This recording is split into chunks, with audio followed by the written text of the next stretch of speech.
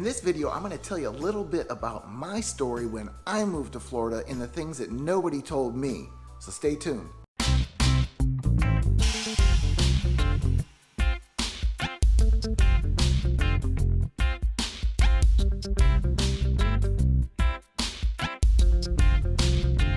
Hey everybody, this is Craig Cunha. I am a real estate agent with John R. Wood Properties here in Southwest Florida, primarily Cape Coral and Fort Myers. So if you are thinking of moving or relocating to this area and you'd like to know more about the area and what it's like to live here, play here, eat, sleep, and even buy real estate, then this is the channel for you. So go ahead and comment, like, subscribe to the channel so you can be sure to get every video as it comes out. And if you have any questions, please just reach out by phone, text, email, whatever your preferred method, and I'll be sure to get right back to you.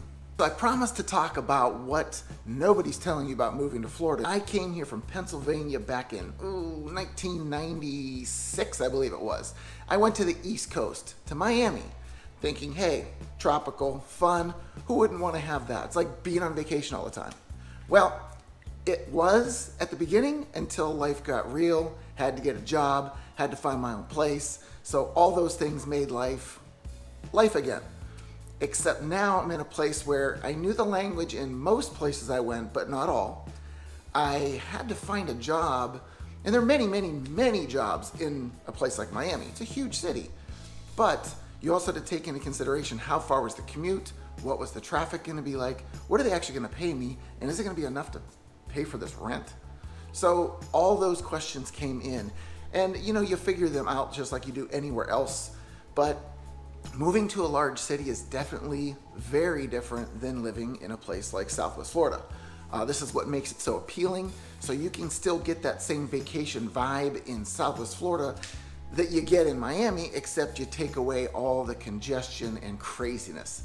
So my time there, I spent a couple years there. And once I found out that my job was dependent on being bilingual, it was time for me to look for another place to go. So at that point, I did find Southwest Florida.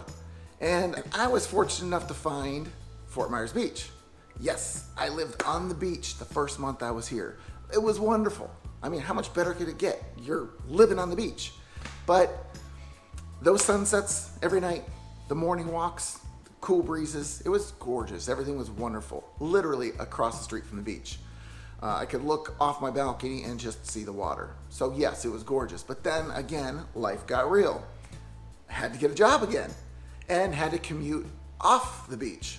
So getting on and off the beach at prime times, so you're figuring somewhere between 7 and 9 in the morning, coming home somewhere between 4:30 and 6:30, very, very busy, especially in season.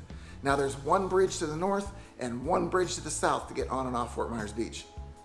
That makes travel difficult. So again, after doing this for a month or two, decided it was time to move somewhere else.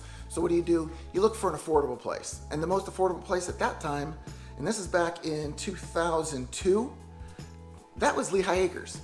Now, is Lehigh Acres still the most affordable place in Southwest Florida? Yeah, pretty much. So affordable to me meant that I could pay for my mortgage, and I could get the necessities I needed, even if I had to travel a little bit. Now, this particular area was also still well and septic. So keep in mind, if something's super affordable to you, it's most likely on well and septic. That's where the homes are the most affordable, whether it's the Northwest Cape or whether it's out in Lehigh Acres, even some of the farmlands and things in North Fort Myers, you're still going to be on well and septic. Those services are expanding in those areas, but in some places it's going to take quite a bit longer than others. I spent this time in Lehigh Acres, kind of moved around a little bit. I was still, finding the jobs I needed to make everything affordable for me. Then I found real estate. And at that point, that's when I moved into a gated community. It was still considered Lehigh Acres, but it was across the street from Fort Myers. So hey, I'm moving up in the world, right? So I'm in a gated community.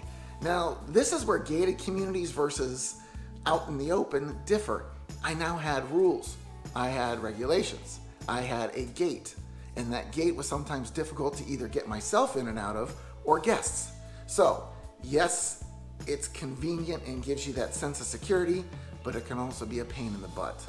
So, after living here for a period of time and getting acclimated to the real estate market and getting to know that business and what was going on, I was with a builder at the time.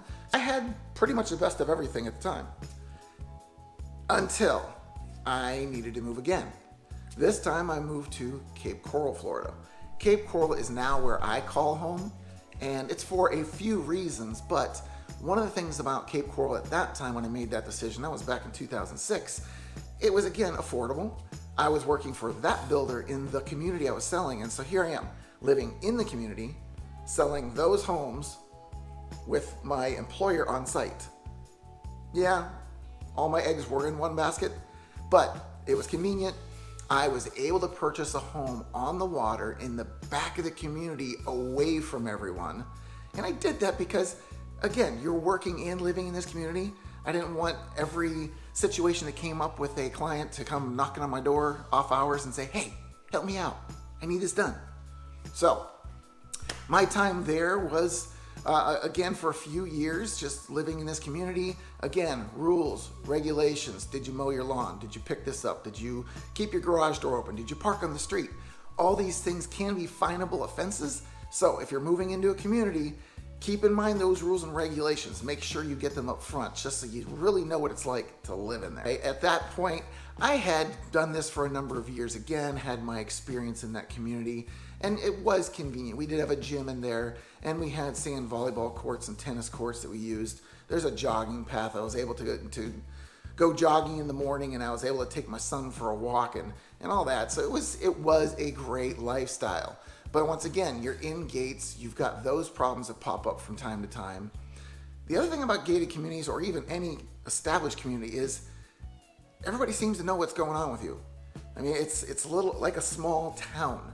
So everybody knows everybody, or kind of knows about them through stories told by the neighbors. So if you're okay with that, that's what you can expect. I'm sure that's no different than it is in any other city, but again, you have to choose. Do you want that kind of a lifestyle or not? So after, again, doing that for a couple of years, I moved out of that situation. Yes, I'm still in Cape Coral. I do enjoy being in the area because it's still pretty wide open. It does allow for many outdoor activities. It keeps you close enough to the things that you would need from time to time, like an airport. I can also get up and down the coast pretty easily if I want to go up to Tampa. It's about an hour and a half because there's a back way that you can escape up and out the back side, the west side of Cape Coral. But one of the first things I had to realize is that in my mind, I'm going down the road that I thought was taking me where I wanted to go. And I thought, hey, I found a shortcut. I got the easy way. No, canals. Get your GPS out. Until you learn the roads, make sure you're using that GPS because you will end up spending more time trying to find your way out of where you're getting to than if you just used it in the first place. But one thing that everybody does talk about that is kind of overblown at times, hurricanes. I've been here since '96. I have not left one time for any storm. Have they all been without worry or fear? No. You know, there was a time I was in a condo building in Miami and the lock on the sliders wasn't working. So I found myself every so often going back to close the sliders closed because they got pushed open by the rattling of the slider windows. You can't always put yourself in the best scenario, but you can do your best to protect yourself in the scenario. If you wanted to have more information about what it's like to move to Florida, Cape Coral, Fort Myers, whatever one you're looking at, these videos can help you out. And if there's anything that I can do to help you, please contact me by phone, text, email, because I've got your back when moving to the Gulf Coast.